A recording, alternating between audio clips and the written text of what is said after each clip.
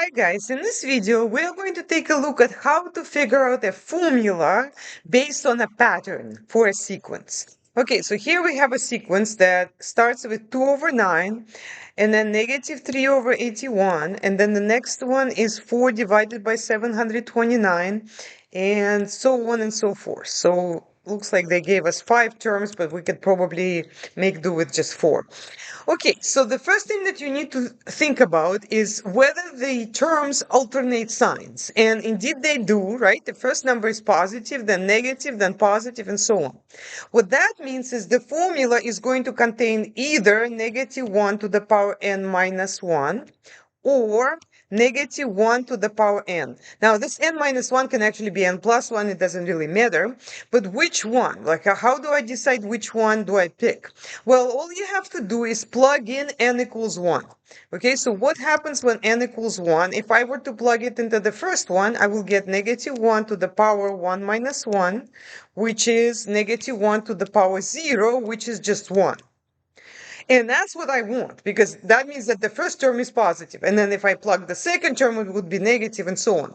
But if I plug the same thing in the negative 1 to the power n, that would be negative 1 to the power 1, which is negative 1. And that wouldn't have been correct, right? So I already know that this is wrong, and this is the one that I am going to include in my formula, okay? So I already can put that part in here.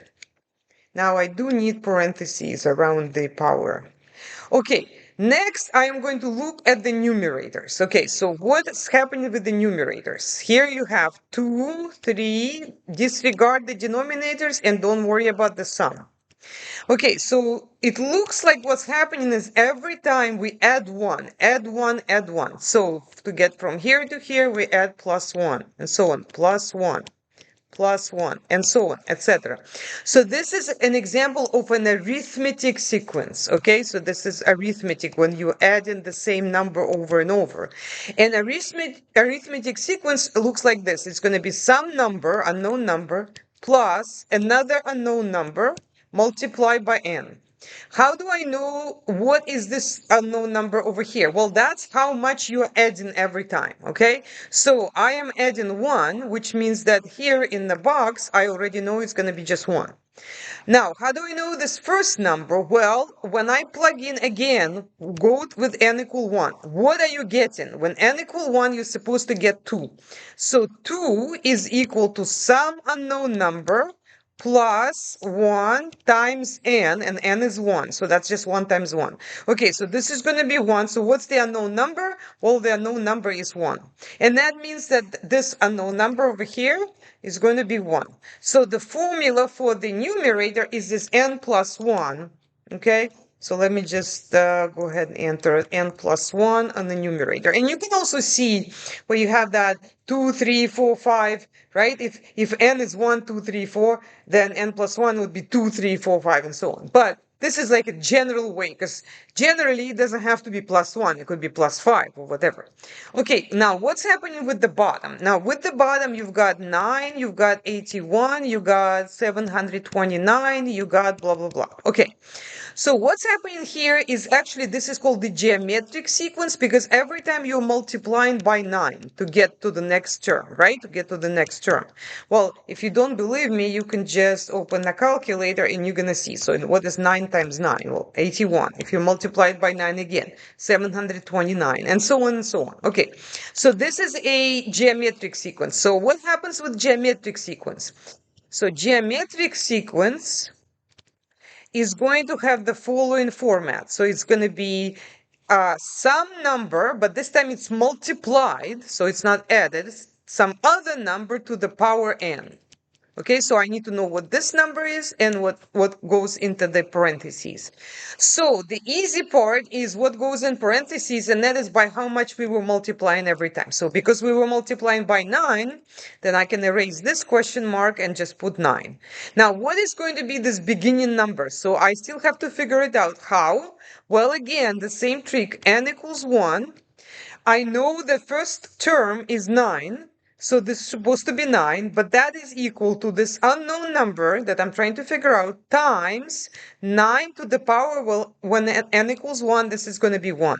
Okay, so what number do I need to multiply 9 by to get 9? Well, that would be 1.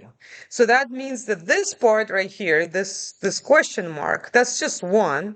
And that can be actually discarded because 1 times anything is just 1. So that means that the bottom is going to be 9 to the power n. Now, before I submit it, I want to check this on the calculator. However, be very careful here because sometimes it may feel like it's not correct. Or it may look like it's not correct because some of these fractions are not reduced. And that's done on purpose for you to see a pattern, okay?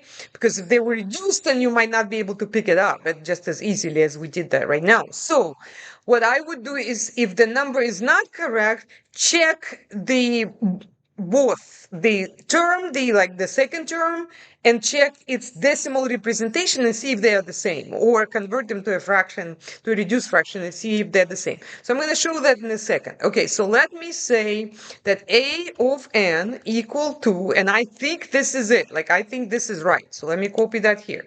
Let me start evaluating. Is a of 1, well, I have to convert to a fraction here. Is that equal to my first term? Yes. So I know I'm right. Now, when I put a of 2, it says negative 1 over 27, which may look like it's different than what I have here. However, if you were to just type that fraction and reduce it, right?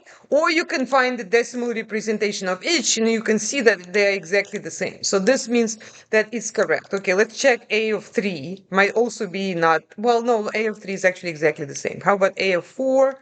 It is the same. A of 5. Well, that one's not, but again, if you were to put this thing and actually convert it to a fraction, you will see that they're the same. So, so before you submit anything, you know whether you got it right because you can check it on the calculator.